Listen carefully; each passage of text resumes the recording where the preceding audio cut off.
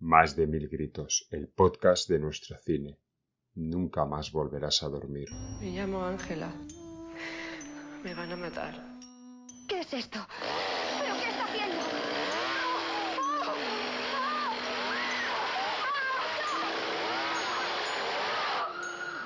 Ya va, tienen que parar esa máquina, ya ha causado demasiados daños. ¡Quieto, quieto! ¿Por qué no razona?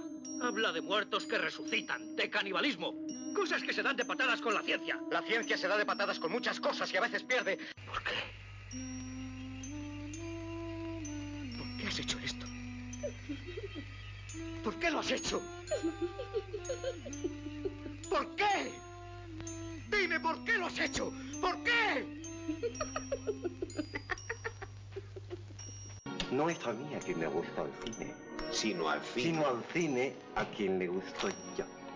Y recuerda, en la península nadie puede oír tus gritos. Pablo, grábalo todo. Por tu puta madre.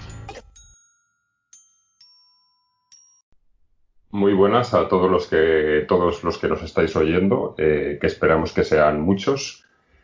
Esto es Más de mil gritos, el podcast de cine fantástico realizado en nuestro país. Y bueno, yo soy Domingo Ortega, creador del blog Fantástico Español, donde tenéis un blog, un canal de YouTube, un Instagram, un Twitter. Y bueno, pensamos que faltaba, pues hay películas con las que con una simple reseña no es suficiente, hay que ir más allá. Y eso es lo que va a ser nuestro podcast.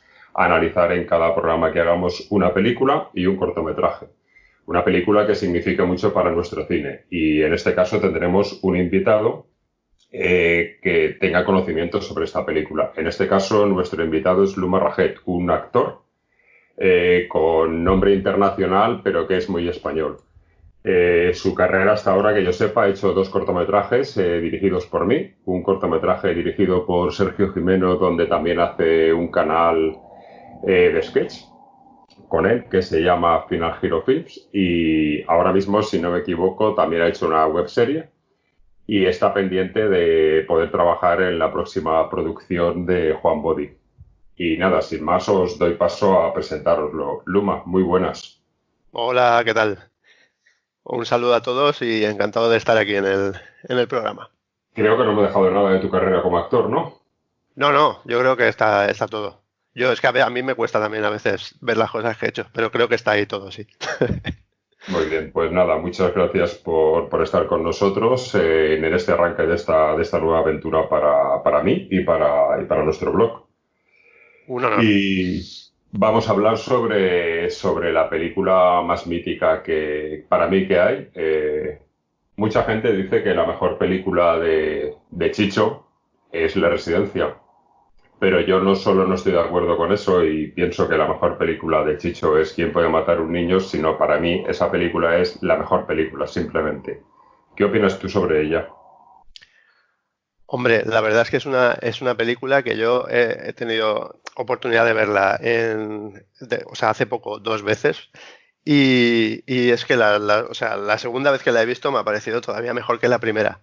Y pienso que es una película que el paso del tiempo no le afecta, que está en vigor siempre. Me parece un peliculón, la verdad es que es un peliculón. Sí, está en vigor siempre. Y bueno, si me lo permites, aunque lo lógico es que el invitado sea el que dé salida, voy a hacer un comentario sobre de dónde viene esta película, que creo que es muy importante. Esta película supuestamente, y recalco lo de supuestamente, está basada en un libro de Juan José Plans que se llama El juego de los niños. No sé si has tenido oportunidad de leerlo. El libro no. Vale, y bueno, te preguntarás, y supongo que quien nos oiga se preguntará por qué digo lo de supuestamente. Cuando yo empecé a oír hablar de esta película, que fue antes de verla, se decía, incluso la propia película pone basada en la novela de Juan José Plans cuando empieza. A mí hay una cosa que me llamaba la atención. ¿Cómo puede estar una película basada en un libro? Si ese libro, su primera edición, la portada es un fotograma de la película. Es algo que me llamaba la atención. Claro.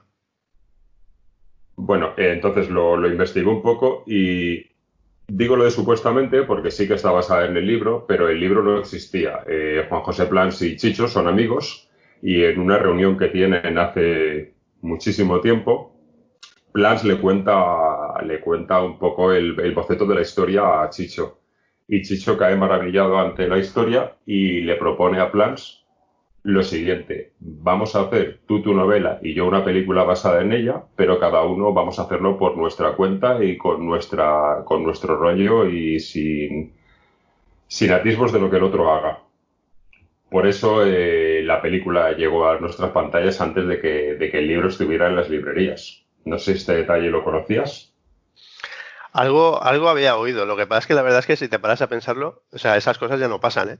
Es decir, supongo que se sentarían los dos y claro, ante la idea que le presentan a Chicho, Chicho dice, "Buah, voy a hacer una película con esto", pero como tampoco ha leído el libro, es lo que dice, o sea, es una interpretación o sea, digamos, basado en la idea original pero luego cada uno va por su propio camino Correcto. y bueno, es verdad que luego, bueno, acreditas, ¿no? Porque evidentemente sin esa idea del germen de la historia no hubiera salido la película. Pero bueno, está muy bien que cada uno diga, pues a ver qué nos sale y que vayan un poco en paralelo, más o menos. Eso me parece muy bien. Ahora con los derechos y esas cosas como están, seguro que habría más papeles encima de la mesa. Seguro que no, porque esto seguro que fue, yo sé lo que Chicho cuenta sobre esto simplemente, pero esto seguro que fue una decisión con un café y un puro y poco más encima de la mesa. Seguro. También decirte que aparte de que, claro, la narrativa de la novela es distinta, pero es distinta porque tiene más matices, tiene más historias entrelazadas, digamos. Nos cuenta también la historia de un escritor y de un policía que tienen cierta unión luego con los protas. Pero lo más importante a destacar, y aquí cerramos el tema de la novela porque lo que hemos venido es hablar de la película, en la novela, cuando los turistas, la pareja, están llegando a la isla, ella le dice a él que me dijiste que la isla era roja. Él le habló de que tenía una piedra rojiza y él le dice, sí, sí, lo era. Mira lo amarilla que es la isla. Bueno, lo amarilla que es la isla hace referencia a que en la historia de Plans, así como ahora analizaremos el porqué de la historia de Chicho, en la historia de Plans los niños simplemente lo que hacen es porque ha caído un polvo, una especie de polen que ha cubierto toda la isla y es lo que les ha hecho cambiar a lo que hacen. Uh-huh. Vale, o sea, es algo distinto a lo que es en la película. Claro.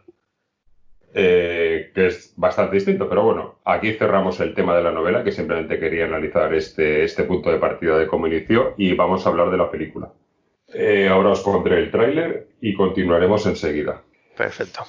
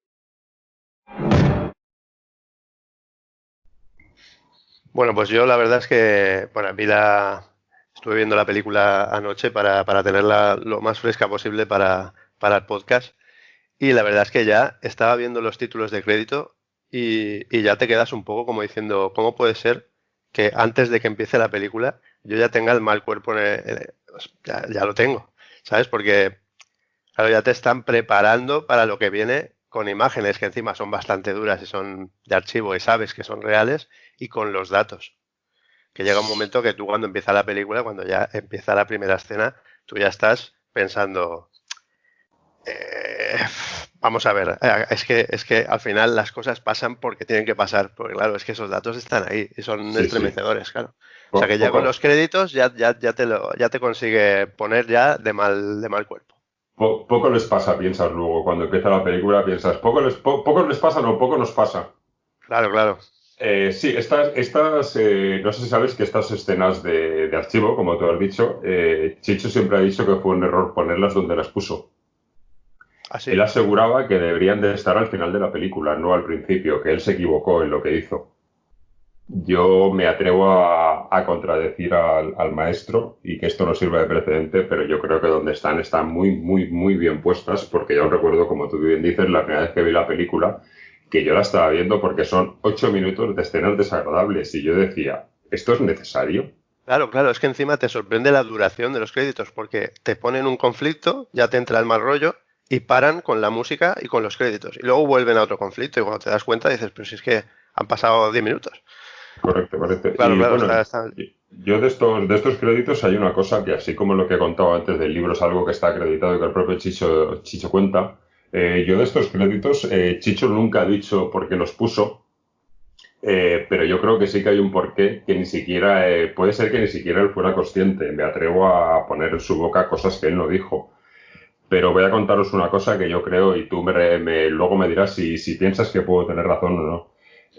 Chicho, como todos sabemos, nace fuera de España, es hijo de un emigrante español y una argentina que tienen sendas compañías de teatro y él nace en el teatro. Cuando sus padres, él ya es un adolescente, digamos, se divorcian y es su madre la que viene a España, la que emigra en ese momento y él tiempo después de haber seguido con su padre se viene a España a trabajar con su madre. Hace algunas obras de teatro.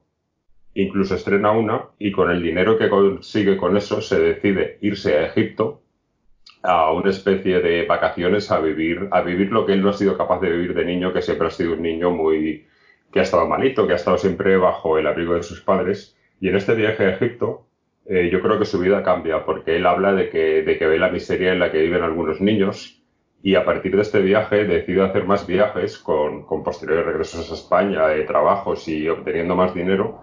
Hace más viajes en distintos países, India, Tíbet, varios países que han sufrido guerras en la que los niños han sido asolados y que él hace estos viajes para, con su dinero y su tiempo, poder ayudar a estos niños. Y yo creo que esto evidentemente es un germen de lo que es al principio de la película, aunque él nunca ha dicho esto. Sí, hombre, evidentemente, claro, si encima ha hecho esos viajes y ha visto de primera mano ese tipo de miseria que hay por ahí, supongo que eso te marca. Y entonces la idea de hacer una película donde los inocentes se van a resarcir de todas las historias que les han pasado simplemente porque dos adultos no se ponen de acuerdo, que al final una guerra empieza así, pues claro, seguro que está ahí. Sí, tiene que serlo. Bueno, y algún aporte que quieras hacer tú sobre la película, por no ser yo el único que habla, porque te digo, en estos podcasts cuando invitas a alguien es para que hable él sobre la película, pero ya sabes lo que siento yo sobre esta película y podría hablar sobre ella horas y horas y más. Claro. Pues mira, yo te diría, ya empezando, una vez pasan los créditos y la película empieza, que sí que te mete, digamos, en un entorno así luminoso, ¿no? Costumbrista, ves un poco que eso, si él también viene de fuera y se ha viajado mucho, también tiene sentido, ¿no? Que es, parece que están como fuera del lugar, ¿no? Ellos están como disfrutando, pero se asustan de los petardos, flipan con los cabezudos, es decir, todo es como que les han sacado de su hábitat y les han puesto allí. Y luego entre toda esta historia, ¿vale? Entre toda esta historia de fiesta, petardos y demás, aparece una escena de estas que están ya puestas ahí para luego conectarlas, que me parece magistral, que es la piñata. Unos niños están jugando con la piñata y cuando consiguen romperlo y caen los caramelos, los niños se abalanzan a los caramelos como auténticos depredadores. eso lo vas a ver después. De momento Sí, solamente son unos niños que se alegran de que los dulces hayan caído. Pero ahí queda, claro, sí que te llama la atención el ansia con que esos niños se lanzan hacia los caramelos. Pero es que ahí ya tienes la semilla para que luego te estremezcas más cuando lleguen determinadas escenas de las que luego hablaremos, claro.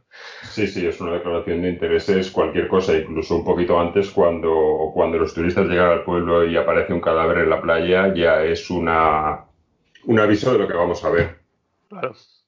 Unido Claro. a lo que tú comentas de la piñata. Bueno, no sé si lo sabéis, los que nos estáis oyendo, tú doy por hecho que sí que lo sabes. El pueblo donde ellos llegan, que se llama Benavís, si no recuerdo mal, es Sitges. Ese pueblo es Sitges, sí. Además, incluso no creo que no esté hecho adrede, pero las calles que salen son las calles más importantes para el festival, las calles donde están los cines más importantes, las calles donde están las salas donde hacen las exposiciones y las calles que tú vas a transitar para ir desde el pueblo hacia el único cine que está fuera del pueblo, con lo cual creo que está muy, muy hecho a posta. Ah, vaya. Ah, bueno, pero estaba pensando que solitario es aquello, pero claro, no, hablamos de Benavís, no de Almanzora. Claro, Benavís es Sitges, ¿no? Claro. Sí, Benavís es Sitges. Almanzora, de hecho, ni siquiera Almanzora aún es más curioso lo que es Almanzora, porque Almanzora ni siquiera tiene playa. Almanzora es un pueblo de Toledo. Vale, el caso es que me parecía, el aspecto es como el aspecto del pueblo es tan western que a veces que no te lo imaginas en la costa, la verdad. Pues no está en la costa y de hecho me alegra que digas lo de que es tan western porque yo creo que la película es western y sí, el pueblo es muy de western. Entonces, eso es un pueblo de Toledo, que no recuerdo el nombre, y por lo que comentaba José Luis Alcaide, el director de fotografía, que por cierto Chicho también lo conoció en estos viajes que os he dicho que hacían cuando fue a Tánger en uno de estos viajes, fue ahí donde lo conoció, que él regentaba una tienda de fotografía de su padre. Y que Chicho conocía a su padre y se lo llevó para que le hiciera la fotografía. Entonces, eso es un pueblo de Toledo y de la costa solo son las escenas de la playa, que José Luis Alcalde comentaba lo difícil que era hacer esa fotografía tan luminosa, combinando un pueblo del Mediterráneo y un pueblo del interior, porque por lo que él dice iban corriendo por una calle que estaba en un pueblo de Toledo y giraba una esquina y estaba en una playa de Mallorca. Claro. Sí, eso tiene que ser complicado. Bueno, y te he cortado un poco en lo que estabas comentando de la escena del pueblo, que sí, efectivamente, y en la escena del pueblo también, cuando ellos llegan al pueblo y bajan del autobús, sale Chicho. Sí, es verdad. Es verdad, el cameo, sí. Hace un cameo a los Hitchcock, que el otro día oí una entrevista que él decía que siempre lo hacía, pero vamos, yo no recuerdo que lo haya hecho en la residencia, pero bueno, aquí está. Y incluso este cameo, uno de los directores que más admiran a Chicho, que es Paco Plaza, esta escena concreta la saca en Verónica. Cuando los niños están viendo la tele en su casa, están viendo una escena de una película, cuando están los tres niños, y es esta película y esa escena. Y esa escena, vaya, es verdad. Mira, no me acordaba yo de ese dato. Sí.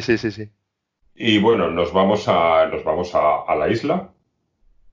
Creo que lo que ocurre en el pueblo es simplemente una presentación, no hay poco más que añadir. Sí, presentación de personajes. Yo creo que también cimentan más la idea del principio de los créditos cuando vuelve a decirles el dependiente de la tienda donde van ellos a comprar el carrete de fotos y vuelve a decir que los niños son los que más sufren en el mundo. Descubres que ella está embarazada, es decir, todo ya te cimenta bien la idea de que los niños son las víctimas, pero que a partir de ahora igual la película pues te va a llevar por otros sitios. Puestos a dar datos de estos que tenemos en la cabeza, los freaks de las películas, esa escena de la tienda de fotografía, a mí me recuerda mucho a cuando leí la única biografía que existe de Chicho y contaba él cuando entró a una tienda de fotografía de casualidad en Tánger y allí estaba José Luis Alcaide, como os acabo de comentar. No sé por qué me recordó esa escena, cuando la vi me recordó como que pretendía rememorar aquello.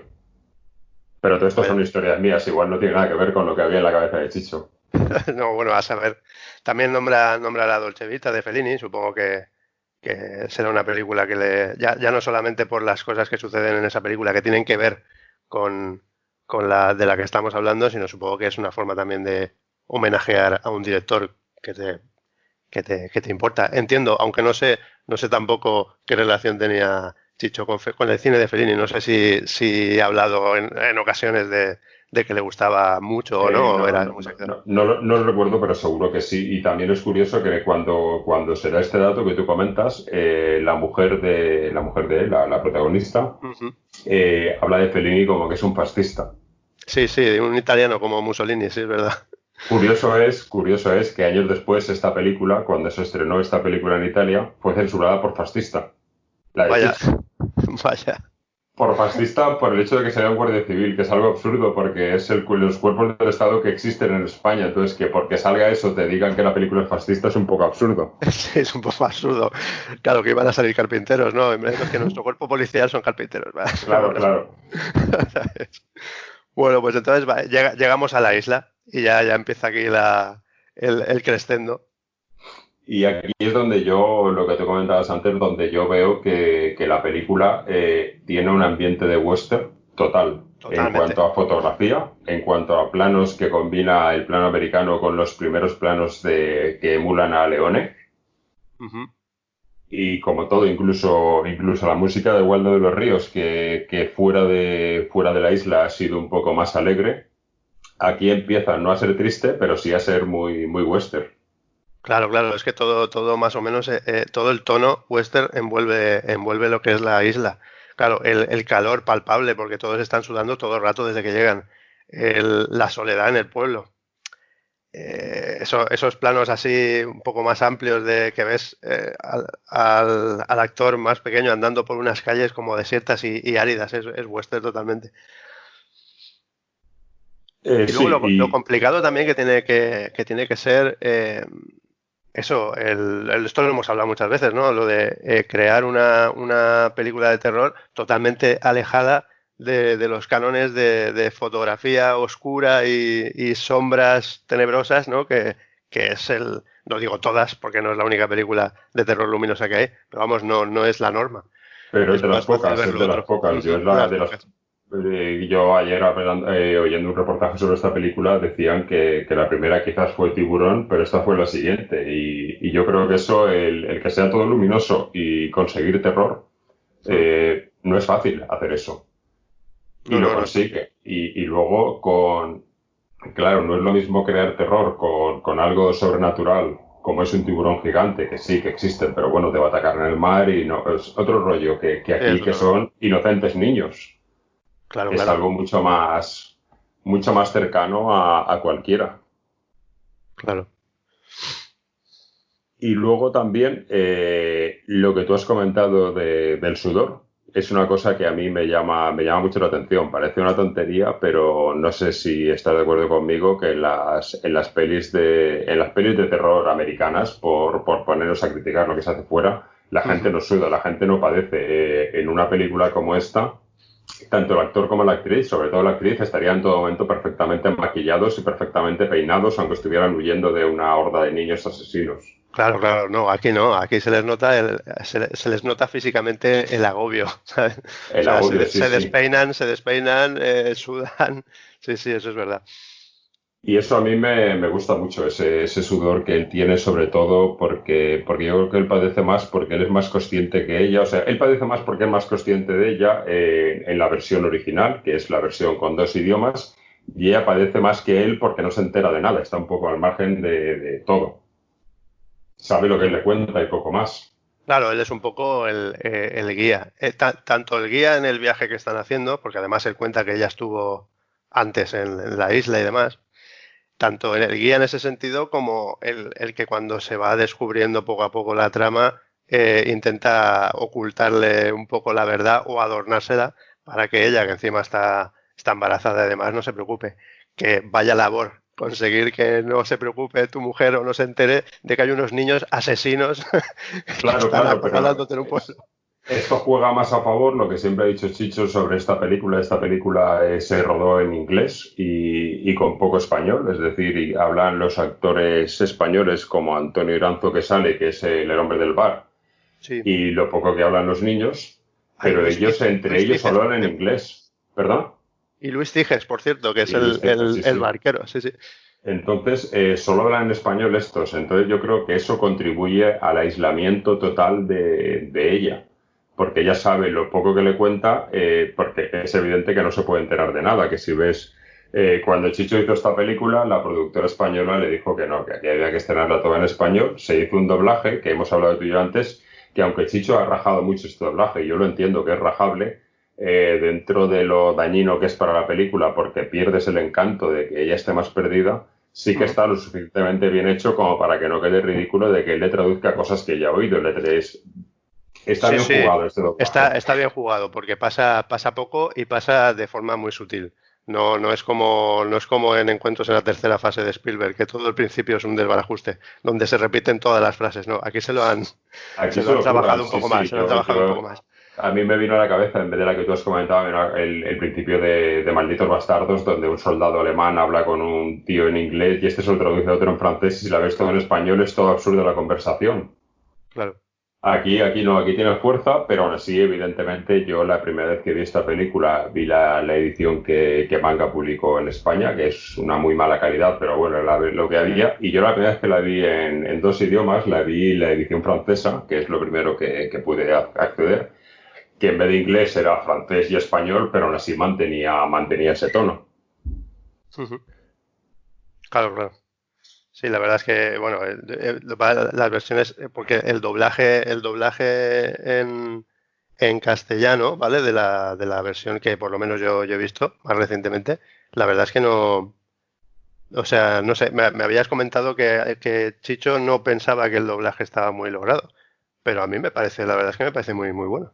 Sí, Chicho lo critica de que está mal hecho, pero yo creo que incluso le puede el hecho de que piensa que no debe ser así la película, que yo estoy de acuerdo, pero dentro de que no tiene que ser así y de que hay que entender la cultura que había en ese momento en España, que no era de leer subtítulos, entiendo por qué la productora lo hizo y entiendo que está lo mejor hecho, que se podía hacer algo que no se tenía que haber hecho, pero está lo Sí, mejor hecho.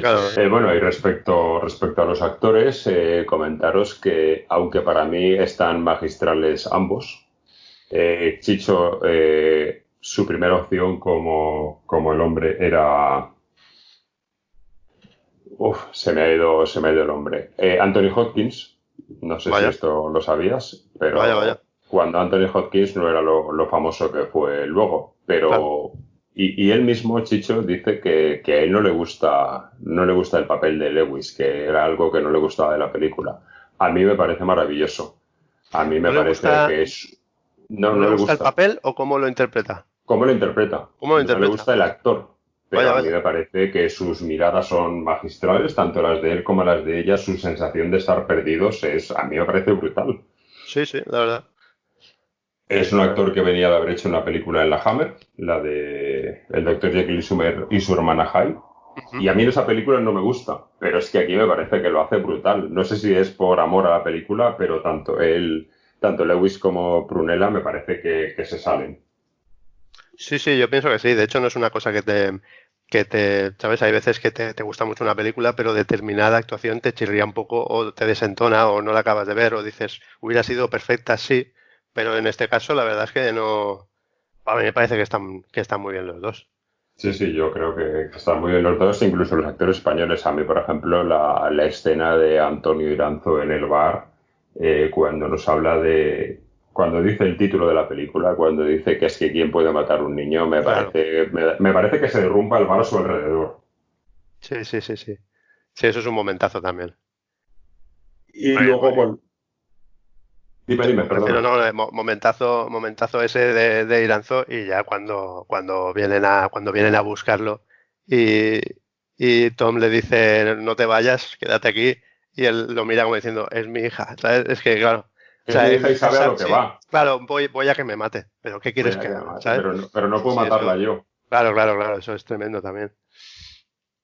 Y bueno, vamos a entrar ahora, vamos a hacer una pequeña pausa porque tenemos, claro, hemos hablado de los actores adultos y creo que ha llegado el momento de hablar de los actores niños, Ujú. que más que actores son un cúmulo como una masa de personas, aunque sí que hay, en mi opinión, dos personajes que destacan y vamos a oír un mensaje que nos ha mandado uno de ellos, ni más ni menos. Hola a todos los oyentes de Más de Mil Gritos. Soy Marian Salgado y tuve el honor de participar en un pequeñísimo papel en Quién puede matar a un niño, como todos sabéis, dirigida por Chicho Ibáñez Serrador. Sabéis que nunca llegué a hacer un casting para hacer esa película, porque cuando estaba en la sala de espera pasó Chicho por delante camino de su despacho, me miró durante pues quizá 1 o 2 segundos y me llamó para comunicarme cuál iba a ser mi papel. Ay, sí, en el momento. Era un tipo extremadamente inteligente. Llegaba a veces a perturbar con esa capacidad de mirar las cosas con una profundidad tan grande, ¿no? En un segundo podía ver mucho más de lo que podíamos ver los demás en mucho tiempo o quizá nunca. Era tremendamente sagaz, un tipo muy astuto. Muchos años después volví a verle, me recibió con los brazos abiertos en su despacho y tuve la suerte de poder hablar muchas veces con él.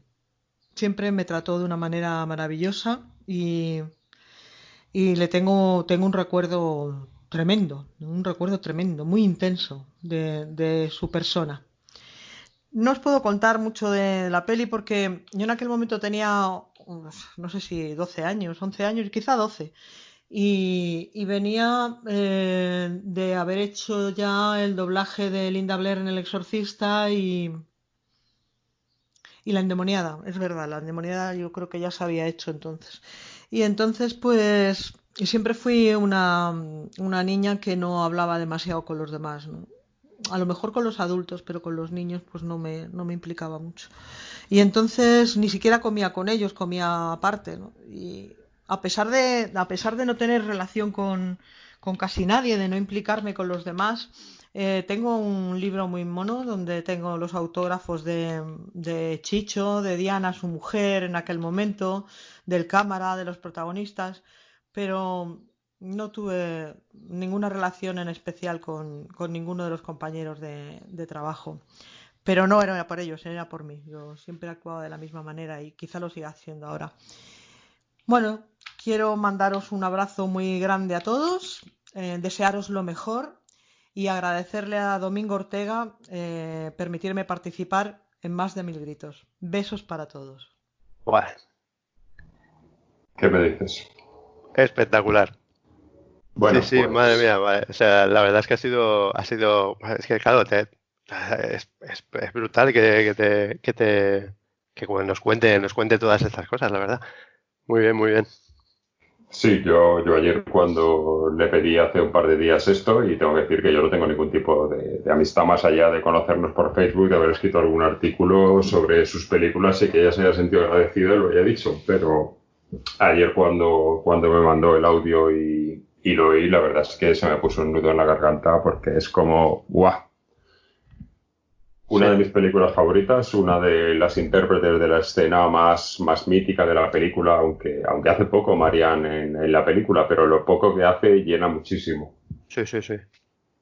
Y bueno, eternamente agradecido, Marianne, por esto. Y bueno, también deciros, para los que no lo sepáis, que Marianne, aparte de lo que ella ya nos cuenta, que me queda poco que contar porque lo cuenta todo ella, hace poco, no recuerdo exactamente cuánto hace de este cortometraje, hizo un cortometraje dirigido por David García que se llama El último guión, que es un homenaje a las películas de los templarios de Osorio, y donde Marianne también sale haciendo un papel de Marian Salgado, ni más ni menos. Salen muchos de los actores y actrices míticos de la época y ella es uno de los que sale haciendo de ella misma.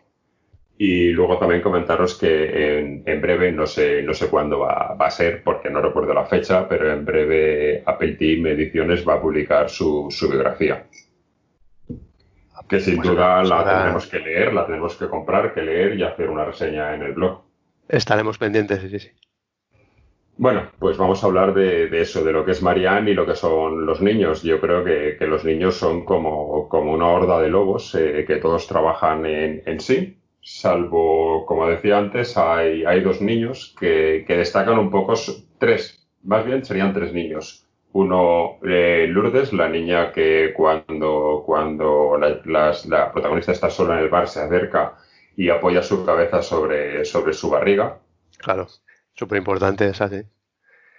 Otra niña, Marianne, que creo que aparte de porque ya había trabajado, como ya nos ha dicho, en La Endemoniada, que espero algún día analizar aquí esa película porque es brutal, yo creo que Marianne, el poder que tenía su imagen, aparte de que es buena actriz, porque lo demuestra más bien en La endemoniada que aquí, porque aquí tiene poco, pero solo su presencia, esa cara inocente, esa sonrisa, esa risa cuando él le pregunta por qué lo has hecho, me parece brutal. Sí, sí, sí, sí. La verdad es que sí. Porque tiene cara de buena niña y sabes lo que acaba de hacer y dices, joder, es que es un encanto de niña y madre de Dios. Y luego el tercer niño es el que en la escena, cuando ellos están encerrados en la comisaría, aparece por la ventana, que no está acreditado su nombre, creo, en ningún sitio, como que ese niño sea, solo pone niño, niño. Ujú. Pero también es un personaje muy importante por la escena y lo que hace. Claro, claro. Mira, yo aún te diría que, hombre, no son tan importantes, desde luego, porque, bueno, desde luego, yo creo que Salgado hace, o sea, es como uno de los momentos álgidos de la película, porque es la primera vez que ves lo que está pasando y encima cómo lo ves, ¿no? Dos momentos álgidos, ¿eh? Porque aparte de lo del garrote con el anciano, luego en la escena de la piñata es una de las que lleva la cuerda Claro. como Claro, dueña claro. del juego. Es que lo de convertir al anciano en piñata me parece soberbio, soberbio. Y luego, bueno, ahora volveré a lo de la piñata, pero los niños también incluiría un poco a un chiquillo que parece un poco el leitmotiv, porque cada vez que lo encuentra es el primero con el que él intenta hablar, que es el niño que está pescando. Sí, ¿Vale? Que tampoco es es verdad que es como todo una masa devoradora, ¿no? De niños, pero luego están los que van saliendo más. Y ese también lo veo importante. Y luego hay uno que es un poco el que al final, el que tiene el último speech, ¿no? De sí. vámonos, que seguro que hay otros niños que quieren jugar con nosotros, que también parece, no sé por qué, pero parece un poco el líder. Parece como un niño que es más consciente de lo que están haciendo que el resto. Sí, Entonces sí, el también resto se lo tiene... toman como un juego, Sí, sí, sí. pero es cierto lo que dices, que aunque parece que son simplemente una masa que devora todo lo que encuentra a su paso, hay niños concretos que tienen una presencia importante, sin tenerla, la tienen, Claro. Y por, luego por todo lo que hacen. volviendo a lo que te decía de la piñata, la forma de crear terror, ¿no? O sea, Tom se asoma igual de asustado que el espectador, básicamente, al cobertizo ese, ve al anciano colgando y a los niños vitoreando y con la hoz. Y claro, deja de mirar, pero tú escuchas los dale, dale, dale, dale, y cuando aplauden tú ya sabes lo que ha pasado. Y Claro. yo creo que se te ponen los pelos de punta mucho más que si hubiéramos gastado en una cabeza de goma rodante o cualquier historia, ¿sabes? Claro, Chicho en esta película juega a que la violencia no te lo enseña, porque es cierto lo que dices, en el momento que Marianne agrede al anciano, tú solo ves a ella golpear con un bastón, no ves a lo que está golpeando. Claro. Ujú. Cuando el actor se va con su hija, cuando Antonio Iranzo se va con su hija, también gira en la esquina y oyes unos gritos que das por hecho lo que ha pasado. Pero Claro, no lo ves y eso, como tú bien dices, juega mucho más a su favor. claro. Y creo que es el momento de aprovechar para hablar brevemente, digo brevemente porque esto es un insulto a la película, pero viene al caso porque se hizo un remake de esta película Ajá. que sí que tomaba como título el título de la propia obra, El juego de los niños, pero sin embargo no va por la historia como va El juego de los niños, sino como va Quién puede matar a un niño. Y la película esta, lo único que tiene reseñable son dos cosas. Uno, que la violencia te la enseña, con lo cual Ujú. estropea la película, pero te la enseña incluso saltándose los cánones que Chicho había escrito, porque por ejemplo, la escena cuando el protagonista ve a 4 o 5 niños desnudando el cadáver de una mujer, están allí Ujú. como investigando el cuerpo de un adulto que no sabe muy bien lo que es y están como investigándolo. Claro. En el remake están comiéndoselo, con lo Ya. cual rompe totalmente los esquemas de la película. Sí, es ir un poco tengo la idea aquí plasmada, que yo me puedo basar en esto, pero lo que se me ocurre para hacer un retruque es más casquería, pero a lo mejor injustificada. Claro, Injustificado totalmente, y lo único que tiene esta película reseñable, yo la vi hace tiempo y me parece horrible, lo único que tiene reseñable es su director. Su director es un individuo que se hace llamar Makinov y que nadie Maquinón. sabe quién es. Sí, Maquinón. Y nadie sabe quién es porque en todas las comparecencias que ha hecho públicas podéis encontrar vídeos de él en internet hablando. Ujú. Como todos los días que fue el rodaje, fue con una máscara. O sea, ni siquiera los actores saben la cara que tiene. Incluso hubo una época en la que se hablaba de que Maquinón era Paco Plaza. Ostras. Pero evidentemente no lo era porque Paco Plaza sabe dirigir 1000 veces mejor de lo que esa película, por llamarlo de una manera, hizo. Pero bueno, no nos desviemos y sigamos hablando de la obra cumbre, que por cierto sí que hay una cosa curiosa respecto al título que escogió Chicho y el que escogió Maquinón. Yo creo que el título es lo único, aunque Chicho habla de que el actor no le gusta mucho, habla de que la cabecera que pone de la destrucción de niños tiene que haberla puesto al final. Yo creo que lo único en lo que Chicho quizás se equivocó un poco es en el título. Me parece un título demasiado destructivo, me parece un título, te lo digo por experiencia propia, porque fuera de lo que es el círculo cinematográfico de gente que hace cortos y demás, cuando a mí en mi círculo familiar, en mi círculo de trabajo me preguntan cuál es mi película favorita, porque saben que haces cine, haces cortos y haces un blog, te preguntan. Y cuando le dices que es una película que se llama ¿Quién puede matar a un niño?, te miran como si estuvieras enfermo, como que le gusta una película que mata a niños, claro, injustificado porque no la han visto, pero yo creo que me ha hecho pensar que eso quizás sí que le hizo algo de daño a la película. Bueno, sí, igual está poco meditado, porque claro, ahora tú lo dices y a mí me resulta curioso porque a nosotros nos parece una cosa natural, porque conocemos la película, porque nos gusta el cine y porque no hay ningún título que nos pueda escandalizar más allá de lo que luego la película te enseñe, porque igual sí que hay películas que nos puedan escandalizar, pero por un título, pero a lo mejor fuera del, no del gremio, ¿vale? Pero fuera de, si la gente no conoce la película, pues sí que le puede tirar hacia atrás. O sea, tú puedes decidir, a lo mejor vas a ir al cine y dices, pues mira, entre ¿quién puede matar a un niño? O el hijo de la Pantera Rosa, pues me voy al hijo de la Pantera Rosa. Claro, igual, yo creo que el título sí que jugó un poco en su contra, e incluso en Estados Unidos lo vieron así y la película la estrenaron como La Isla de los Malditos, o sea, encima como haciendo un retruque a las 3 películas del Pueblo de los Malditos, las clásicas. Claro. Como que tenía que ver algo con esa, incluso se la jugaron a que la escena más típica, que es el póster español, cuando Lewis está frente a ellos con la metralleta en la mano, que es un plano que no puede ser más western, usaron ese plano, pero pusieron a 2 niños con los ojos encendidos. Ya lo tienes, con eso ya lo tienes. Ya lo tienes, con eso ya es la Isla de los Malditos, y yo imagino la gente que la viera diciendo, ¿y cuándo salen los niños que se le encienden los ojos? Sí, madre mía.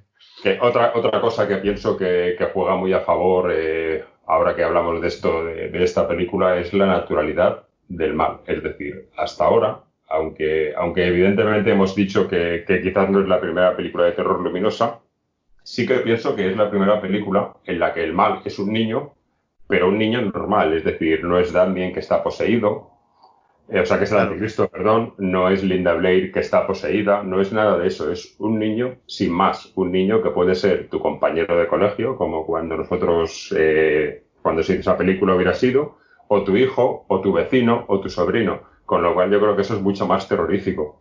Claro, sí, son los niños, sin excepción. Es decir, los niños son los que de forma inocente y sin parar de reír y de jugar, crean toda ese rollo malsano que tiene la película, precisamente por eso. Porque todo lo demás te lo ves venir, ¿no?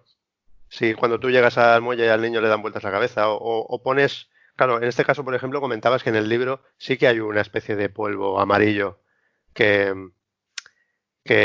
consigue que los niños se transformen en este tipo de... No se sabe dónde viene este polvo, pero sí que da por sentado el libro en distintas ocasiones que ese polvo es el culpable. Incluso el final del libro, voy a reventarlo sin ningún tipo de problema. El final del libro, los niños de la isla cogen puñados de polen y los tiran al mar para que llegue a la península. Claro. Aquí lo que pasa es que Chicho juega supongo que Chicho juega a que el motivo por el cual los niños han tomado esa determinación, al final a lo mejor es un poco irrelevante, ¿sabes? Si quieres verlo de esa forma. En la película no se aclara ni hace falta, en mi opinión. No sé. Claro. Con el principio se da por hecho que es una especie de venganza por eso y ya está. Sí, No claro, hay más. está claro cómo se transmite, está claro que algo pasa. Pero el qué, pues supongo que es irrelevante. La cuestión es que los niños están tomando las riendas y están haciendo una limpieza, ¿sabes? Y luego la manera en la que se transmite también me parece magistral. Por ejemplo, donde yo creo que donde nos lo enseñan la primera vez, aunque luego ya cuando Lourdes, la niña se llama Lourdes, ha posado sobre la barriga de la chica. Ya sabes que ha sido por eso, pero en el pueblo pesquero, cuando llegan al pueblo pesquero ellos y, y los tres hijos de los pescadores, digamos que aún no tienen el mal, y como los otros Claro, niños simplemente con la mirada se lo transmiten, me parece una barbaridad cómo funcionan los niños, sobre todo por lo bien que lo hacen y lo difícil que es trabajar con niños en el cine. claro, claro. Y luego es la forma que tiene Chicho en la película de interconexionar las escenas, ¿no? Tú cuando ves, o sea, en la escena de la piñata del anciano, te, te, te lleva a la piñata del principio, ¿no? Cuando pasa lo de los niños en el pueblo, o sea, en la parte pesquera, cuando los miran y notas que de repente ya han dejado de ser los niños inocentes que eran antes de que los otros llegasen, entiendes un poco más, o sea, te acuerdas de que, pues espérate, porque cuando le han tocado la barriga, ¿sabes? Es Correcto, sí, todo, sí. claro, Es todo un va, lenguaje sí, cinematográfico sí, sí. muy No hay inteligente. una puntada sin hilo, ¿no? Como dicen. Y luego en esa escena pesquera a mí también me parece, la película está llena de planos que a mí me parecen magistrales. Uno de ellos es cuando ellos se van de la isla y la madre de los niños les increpa a sus hijos que entren a comer y a los otros que se larguen a su pueblo y te hace un contrapicado de la cara de la actriz y Y se ven ves los niños detrás. los niños en las rocas bajando, que Tremendo, tremendo. parece talmente una película de indios y vaqueros cuando Sí, los sí, sí. indios copaban al hombre blanco para acabar con él, me parece magistral esa Claro, escena. claro. Yo lo pensé ayer también. Qué forma de tener en primer plano a la actriz ajena a lo que lleva detrás, que eres tú el que lo estás viendo y te estás sobrecogiendo, mientras ella está diciendo, a estos chavales, ¿qué les pasa? Claro, y tiene toda la tralla la tiene detrás. Claro, Espectacular claro. también.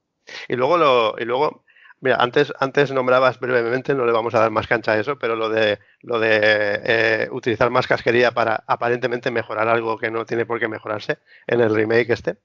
Y sin Mm. embargo, en la escena, o sea, el hecho de que haya unos niños que inocentemente están desnudando a una mujer porque están viendo, no sé, están explorando, ¿no? Y que todo eso suceda en una iglesia, ahí también hay, o sea, realmente no necesitas No necesitas nada nada más. más, claro, no necesitas nada más. ¿Quieres transgresión? La tienes, porque los niños están en una iglesia. ¿Quieres inocencia? La tienes, porque es que son niños, tampoco están Y, haciendo nada, y ¿sabes? están estudiando un Exacto, cuerpo exacto. desnudo y lo agravante no es que esté desnudo, es que está muerto. Claro, claro, claro. Sí, sí. ¿Qué hace falta? ¿Que se lo coman? Venga, hombre. ¿Sabes? No hace ninguna falta, No hace falta. evidentemente. Claro, claro. Este individuo no sabía lo que hacía. Ah, Luego también, volviendo al tema del western, el asedio a la comisaría, que es la única escena que es curioso porque hablábamos de lo diurna que es toda la película.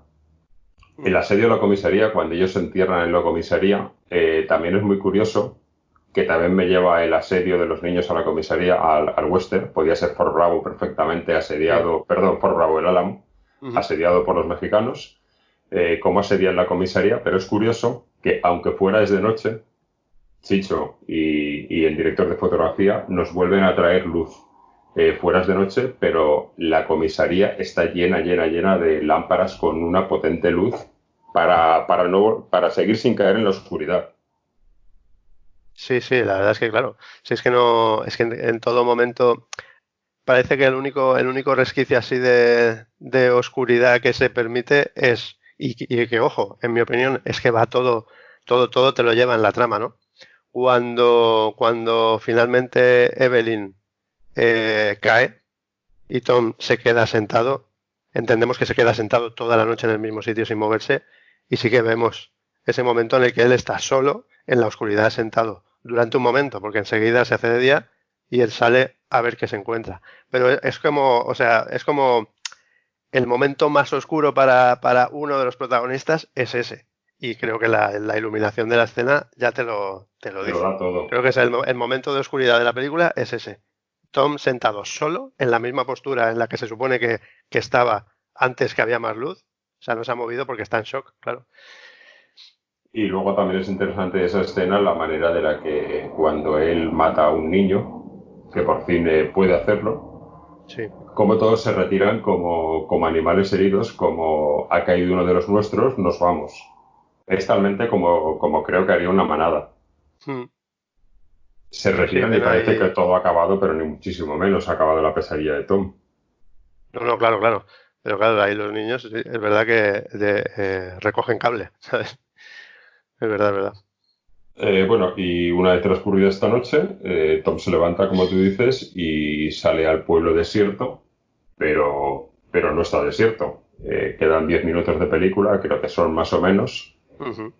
Chicho ya nos ha contado, parece que todo, pero aún queda algo muchísimo más grave. Queda el plano más bonito de la película, el que es el póster de la película, que es plenamente western cuando Tom está frente a los niños y todos los niños se plantan frente a él, que en este caso incluso ya hay bebés, que hasta ahora no los ha habido. Claro, sí, sí, es verdad, sale uno que lo llevan en brazos.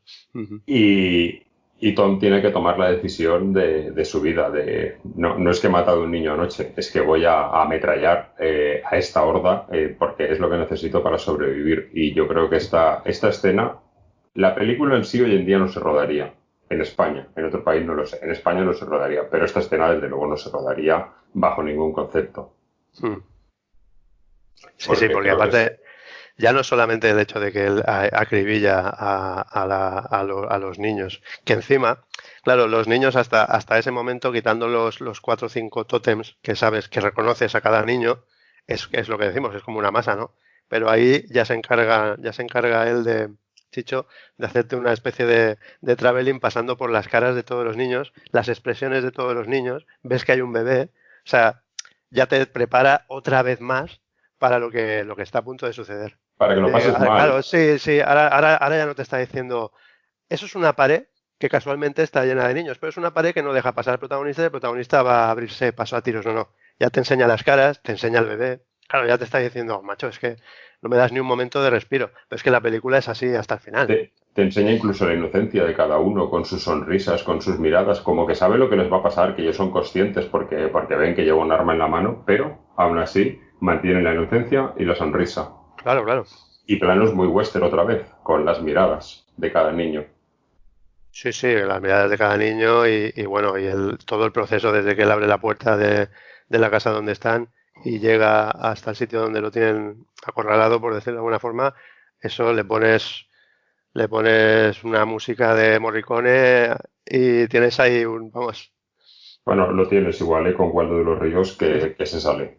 sí, Y nada, continuamos ya al clímax final de la película cuando él pasa esta masa y llega al puerto. Intenta irse, parece que ha sacado ventaja de los niños, pero no es así. Y tenemos también una de las escenas más controvertidas en la que ya sí que hay una violencia más visual contra los niños. sí, es Otra vez lo algo, más explícito, claro. otra vez algo que no se rodaría hoy, pienso. No, porque Pero sí, es, porque claro. pero es necesario, porque aunque hay violencia, no entra en la violencia gratuita. Es una violencia que tiene que estar. No, y es un poco también que es un poco, mantiene el nivel de crescendo de la película, donde poco a poco no te han ido enseñando cosas, pero la cosa se ha vuelto más violenta, así que ves, a lo mejor no ves la violencia en sí, de cómo le abren la cabeza al anciano y demás, pero sí que ves el resultado, sí que ves los cadáveres. Entonces, un poco todo te lleva a que al final va a ser más explícito.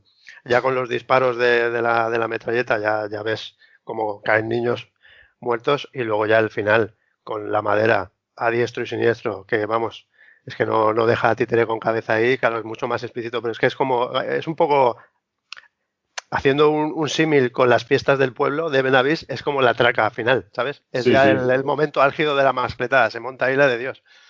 Y llega la Guardia Civil, los que según Italia la película es fascista porque estén, Claro, claro. y acaba la película ya con el exterminio de todo y aquí es cuando hablan del libro abiertamente porque dicen que va a ir a la península porque habrá niños que querrán jugar a su juego. Ah, sí, claro. Por el título del libro, está claro.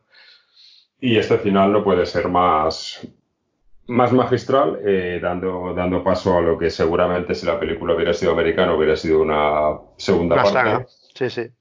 Pero yo particularmente me alegro de que no lo haya sido porque creo que deja la película en un punto altísimo y creo que no le cabe más, no hace falta nada más. No, no, ya, o sea, quiero decir, el final está dicho, o sea, es como la mecha del apocalipsis ha empezado y el arma son los niños. No te hace falta ver qué va a pasar, ya es mucho mejor imaginarlo. Pero de todas formas, tú has oído alguna vez, o porque imagino que esto que estamos hablando nosotros, alguien se lo habrá preguntado a Chicho seguro.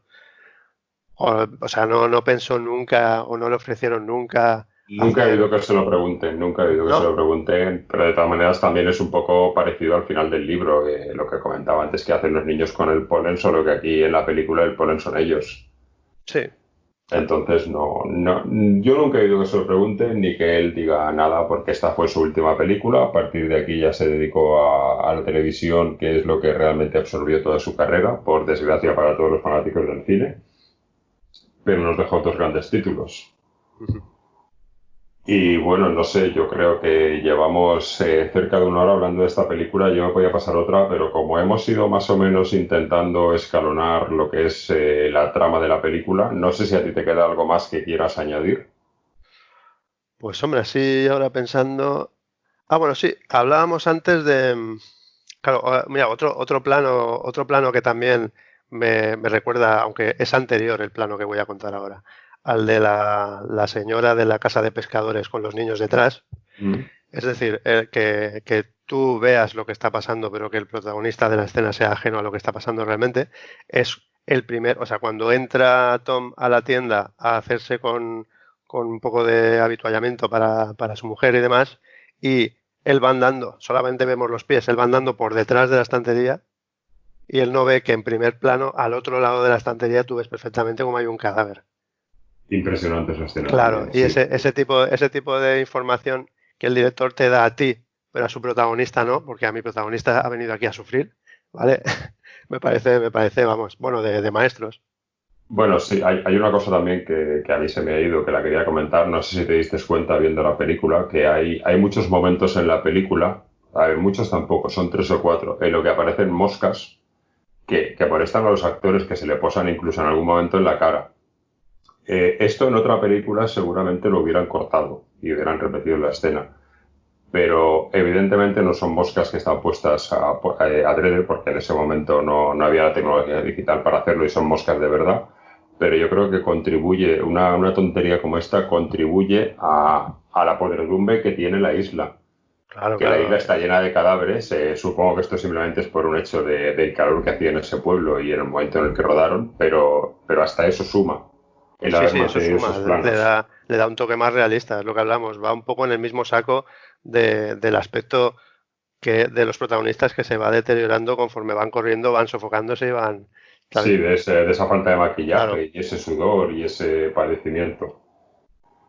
Sí. Pues nada, yo creo que lo tenemos todo, porque ya te digo que yo podría hablar horas y horas de quién puede matar a un niño, la película para mí más grande, pero creo que lo hemos tenido todo. Hemos tenido a dos fans de la película, hemos tenido a Marianne, hemos tenido un recuerdo para Chicho que ya nos ha dejado y desde aquí le mandamos a sus seres queridos un enorme abrazo Sí. porque hemos querido mucho su carrera y creo que la quiere cualquier director, bloguero, fancinero o aficionado al cine en general. Y bueno, Luma, muchas gracias por estar con nosotros y te voy a poner en un compromiso, Dime. así directamente. Quiero que me digas tu película favorita de nuestro cine, me da igual que sea actual o que sea un clásico, simplemente tu película favorita del cine fantástico español. Buah, vaya pregunta. Es que claro, si hubiera solo una, ¿sabes? Pero bueno, a mí siempre, supongo que a mí siempre me viene a la cabeza directamente el Día de la Bestia. Entonces supongo que sea la primera. Lo que pasa es que luego enseguida lo digo y digo, bueno, y esta otra, y esta otra, y esta Vale, otra. no, Pero bueno, pero me ahí vale. está, ahí lo dejo, el Día de la Bestia. Me vale, no te voy a decir por qué hago este tipo de preguntas. Este tipo de preguntas siempre se las hacemos a nuestros invitados, pero bueno, es para dejarlo en nuestro álbum de recuerdos de más de 1000 gritos. Perfecto. Pues nada, hasta aquí el programa. Esperamos que este podcast vaya adelante, que haya muchos más y que os gusten. Y como ya os he dicho, siempre intentaremos contar con alguien del mundo del cine amante de una película y más tarde con un cortometrajista. Ahora no nos estamos despidiendo, siempre nos despedimos de Luma y nosotros vamos a pasar a la segunda fase del podcast con el cortometraje. Pues muchas gracias por todo. Espero que nos veamos en otra ocasión. Venga, un abrazo.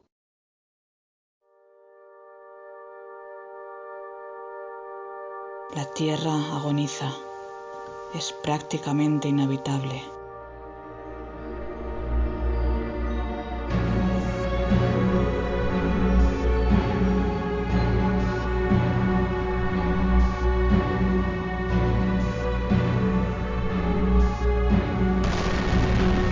El ser humano ha cambiado.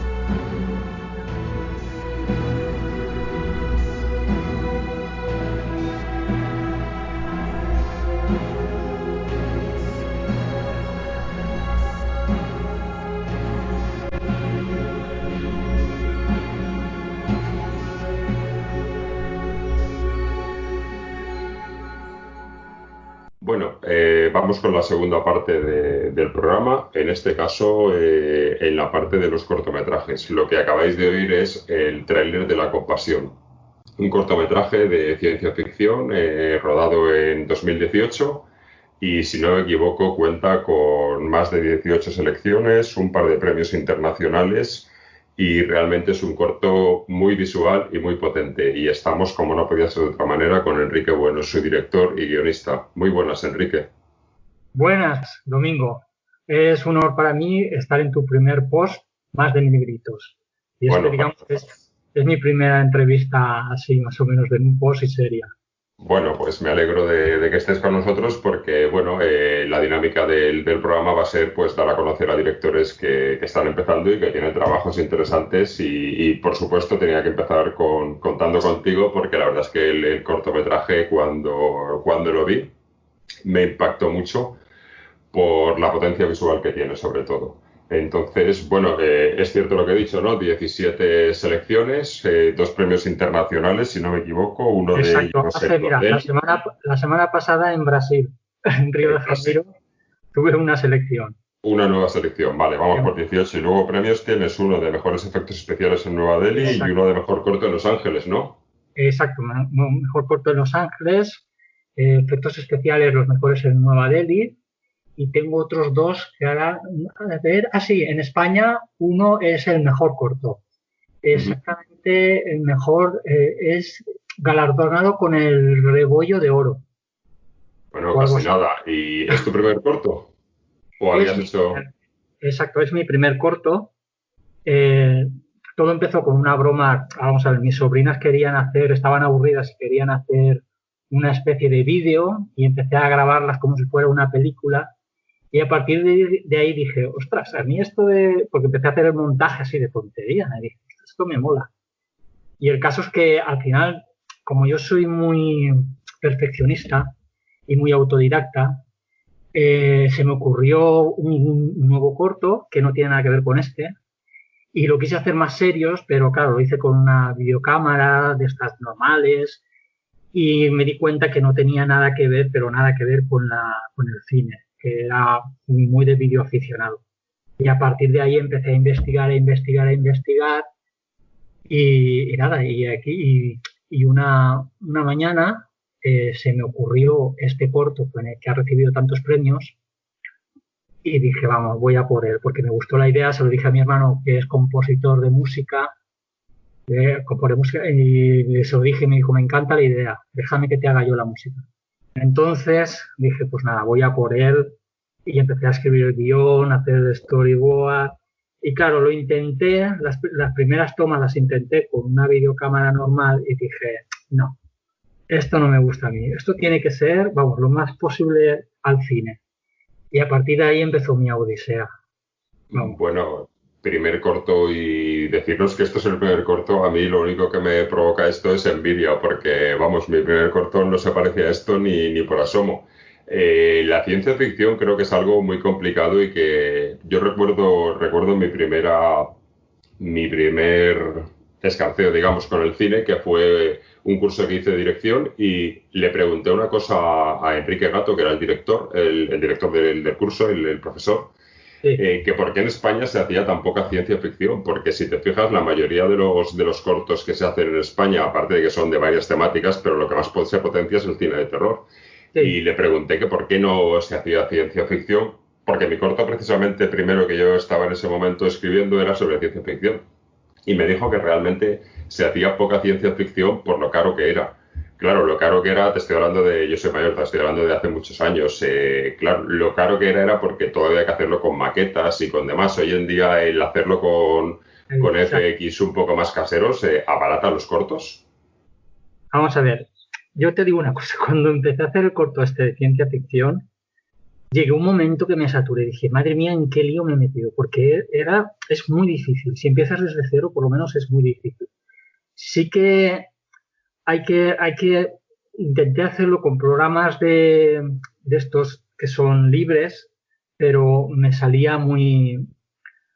A ver, me costó mucho. Entonces, intenté meterme en cursos pagando, pero al final descubrí YouTube y en YouTube tienes un abanico de posibilidades y de tutoriales y ahí es cuando empecé a aprender sobre la ciencia ficción. La ciencia ficción es algo muy, muy difícil y llegué casi a arrepentirme porque me había metido en un berenjenal muy grande. ¿Por qué? Porque soy muy perfeccionista y sí, por más que lo intentaba no salía como en el cine, no salía. Poco a poco, con mucho ensayo, error, y mi hermano, que también ha estudiado diseño gráfico, me echaba una mano, me decía, la luz no está bien aquí, tienes que poner estos materiales que sean más realistas, que el material esté sucio, que si no parecerá muy falso el efecto especial. Por ejemplo, yo en el corto hacía la nave, pero la nave salía como muy falsa, como que no tenían realidad, el material no estaba sucio, y poco a poco fui introduciéndome en este mundo del 3D y aprendí, y entonces ya cuando empecé a sacar ya algo parecido a la industria. Aún así no llego a verlo igual, porque claro, el presupuesto que yo tengo no tiene nada que ver. Pero ya te digo que fue mucha perseverancia. De hecho, el corto no me ha costado meses, me costó años de la perseverancia que intenté conseguir al final, hasta que ya me di cuenta de que no podía seguir más y que esto era a lo máximo que podía llegar. Y esto es lo que sucedió.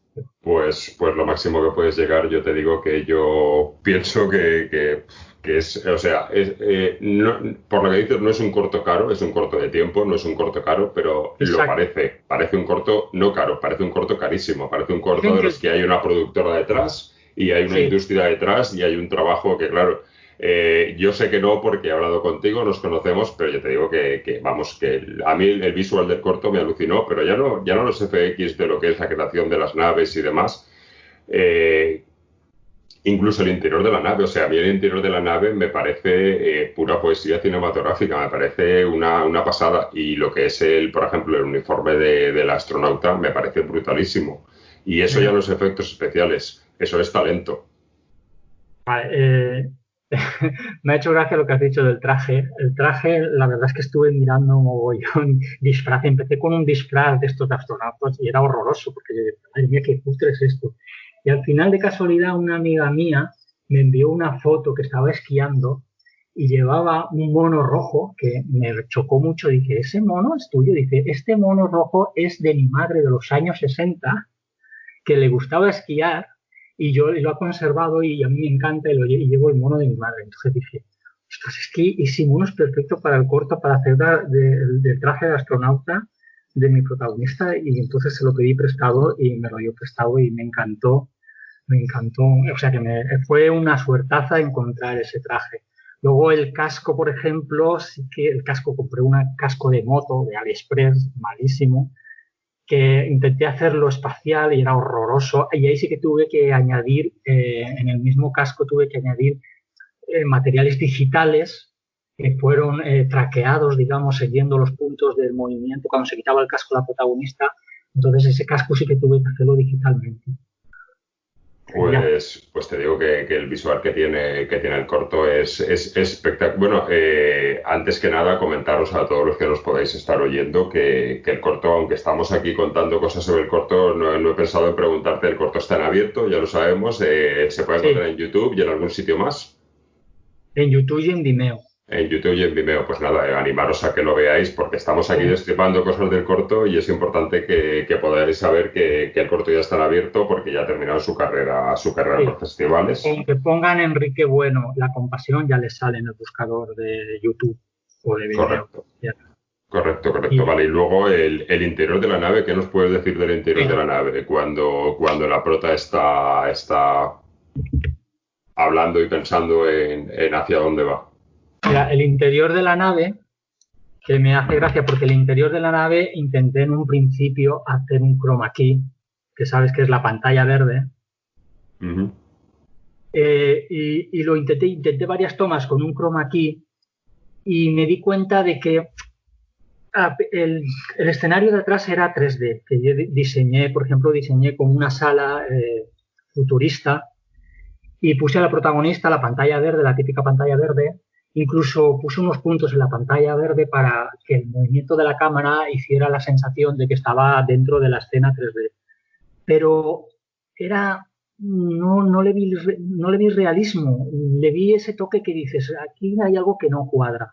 Entonces, el interior de la nave, lo que hice ya al final fue mi propio comedor, le puse ciertas luces y cierto decorado con algunos ordenadores para dar la sensación de que estaba en una nave. También bajé bastante la luz, hice una luz que fuera un poco oscura, que se notara que estaba, por ejemplo, en el espacio, navegando, y así conseguir ese efecto de nave espacial.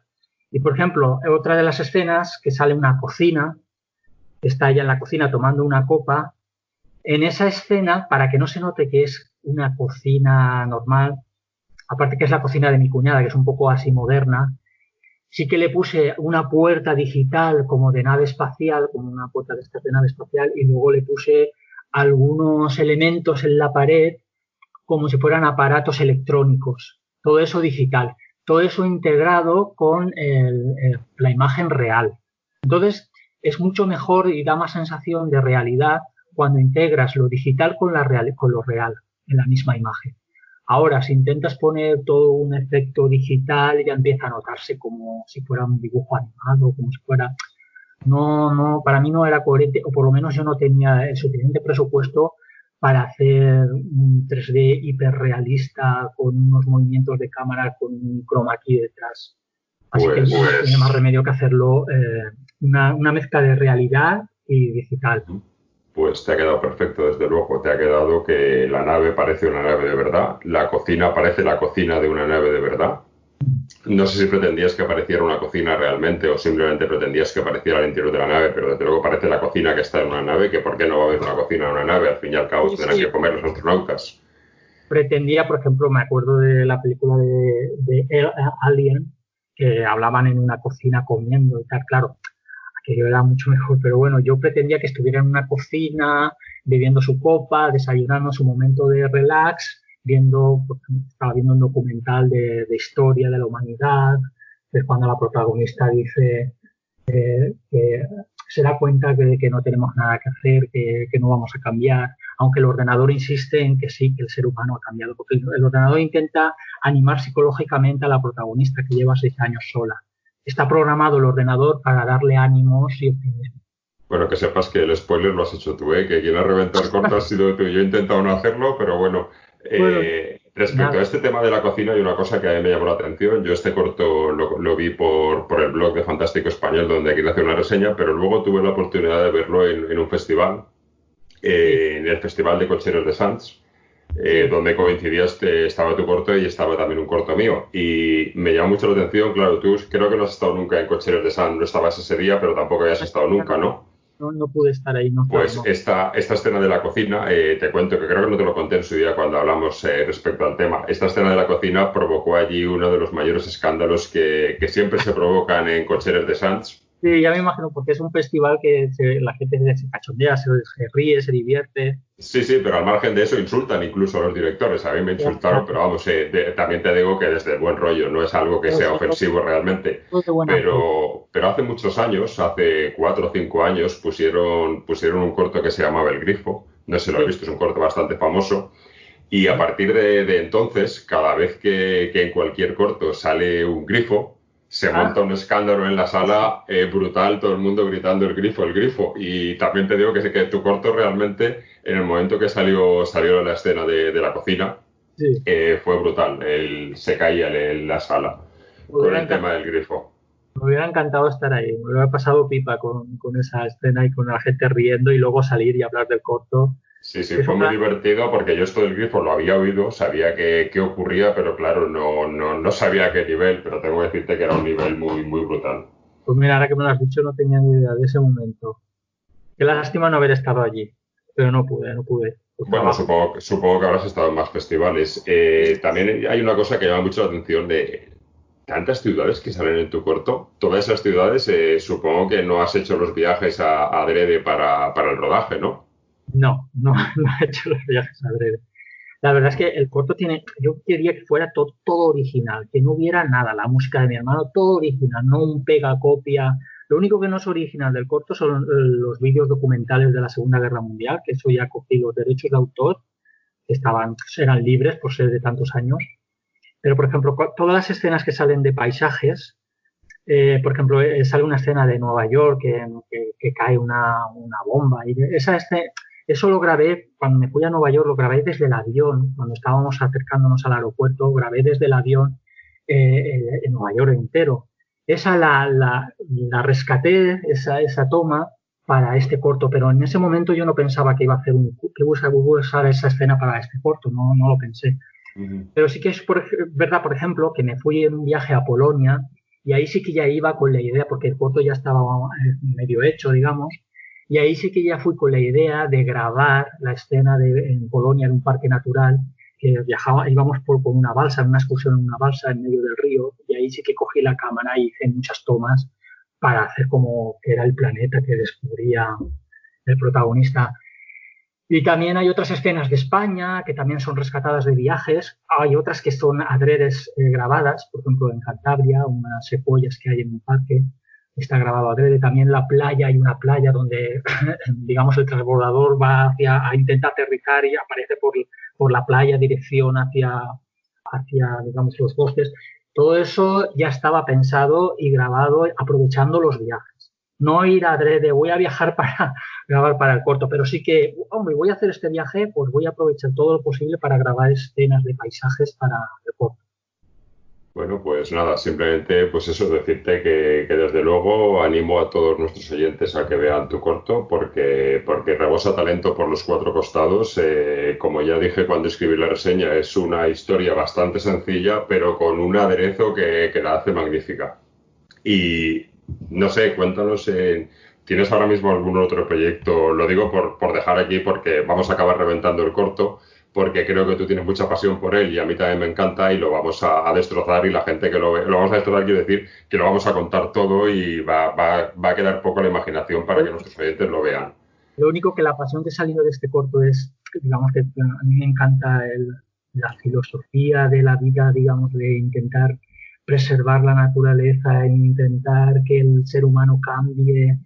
Y fue una época en la que tenía mucha rabia porque veía muchas injusticias y fue una rabieta. Este corto nació de una rabieta de decir, ¿pero qué le está pasando al ser humano? ¿Pero esto merece el ser humano? Bueno, no cuento más. Y pues ahora mismo creo que es un gran momento para revisionar este corto y plantearte cosas sobre el ser humano, ¿no te parece? Es el momento ideal con lo que acabamos de pasar. Exacto, que esto ha sido un momento en la humanidad, una especie de sentarse uno a reflexionar y decir, vamos a ver, ¿es necesario este consumismo, esta avaricia? ¿Que la vida es solo eso? Sí. Nos vamos a morir igual y hay que disfrutar del camino. No intentar darle tanta importancia a la meta, conseguir, no, disfruta del camino, del presente, del momento, que es la realidad. Es un corto con mucho mensaje, desde luego, y yo creo que muy actual ahora mismo por lo que estamos comentando. Y nada, Enrique, para terminar ya, cuéntanos, te estás planteando, porque claro, nos dice que este corto lo hiciste un poco de casualidad, y joder, haciéndolo de casualidad te sale esto, no quiero pensar lo que te puede salir si haces algo más pensando que vas a hacer un corto. A ver, sí que tengo en mente, tengo varios cortos en mente, tengo uno que esta vez sí que voy a intentar que sean actores, actrices de verdad, hacerlo un poco más profesional, con gente que me ayude, porque necesitas un equipo. A ver, este corto que he hecho ha sido muy autodidacta, muy de, digamos, de enseñarme a mí mismo, de aprender, ensayo y error, hasta haber conseguido esto, pero por mi cabezonería de que salga perfecto. Tengo otro corto en mente, pero claro, quiero que sea un poco más profesional, con gente más profesional y con, digamos, un director de fotografía y cosas así. El corto trata un poco es también, no es ciencia ficción, es un poquito de fantasía y terror, y es un poco también la temática que hay ahora del maltrato a la mujer. Y empieza con un asesinato a una chica y encuentran al asesino. Y a partir de ahí es cuando va a surgir una serie de cosas, porque el asesino está en la cárcel, va a surgir una serie de cosas al asesino que le van a hacer que se arrepienta de lo que ha hecho. Pero no como de manera vengativa, sino de como manera, date cuenta de lo que has hecho. Bueno, pero todo eso ya es revelar demasiado. Revelar demasiado, sí. Bueno, pues nos quedamos con eso, con las ganas de volver a ver un trabajo tuyo, porque a mí desde luego me apetece mucho y seguro que a todos nuestros oyentes que vean tu corto les va a apetecer. Vale, te he cortado, ¿pretendías decirme algo más? Disculpa. No, nada, es eso. Simplemente muchísimas gracias por haberme invitado en tu primer post. Para mí es un honor haber sido entrevistado por ti. Porque el honor es mío. El honor es mío y no tengas que se ha acabado porque te voy a hacer una última pregunta en la que te voy a meter en un compromiso. Me gustaría que nos dijeras, ya que nuestro podcast y nuestro blog va de cine fantástico español, que me digas cuál sería tu película favorita de nuestro cine. Me da igual que sea actual, que sea un clásico, pero mójate un poco y dinos cuál es tu película favorita. Mi película favorita de nuestro cine es que hay tantas y tan buenas. Claro, de eso se trata, de mojarse y escoger una. Sí, digamos que es es en blanco y negro, es de unas semillas en el que salen extraterrestres, que hacen como un clon en la semilla. ¿Cómo se titula? No me acuerdo. ¿Sabes cuál te digo? Pero ¿me estás hablando de una película nacional? Ah, no, ¿quieres una nacional? Perdona. Claro, pues estás hablando de la invasión de los ladrones de cuerpos, pero yo quería una película de nuestro cine, ya que el podcast va sobre nuestro cine, una película nacional. Sí, una película nacional. A ver, ahora te lo digo, a ver. Una película nacional de nuestro cine. Como esta pregunta te lo he hecho tradición, que no estaba ensayado ni nada, te he pillado.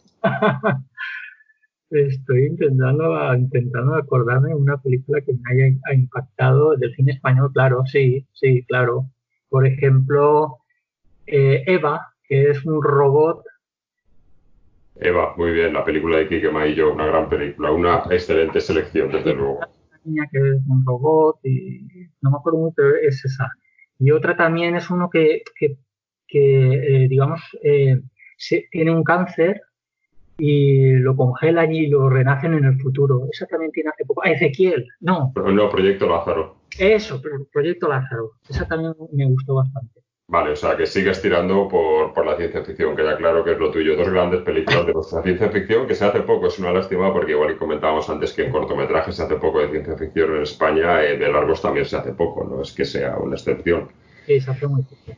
Pues nada, Enrique, un placer contar contigo. Esperemos que la gente lo hayamos hecho bien en nuestro, porque no solo tu primera entrevista, es mi primer podcast y con lo cual espero que haya salido bien. Nos despedimos hasta el siguiente programa y un placer haber contado contigo. Igualmente. Hay un momento que me he puesto nervioso, pero al final ya he salido adelante. Nada, lo has llevado muy bien. Un abrazo y muchas gracias por estar con nosotros. Gracias y espero volver a ver. Seguro. Venga. Hasta luego. No.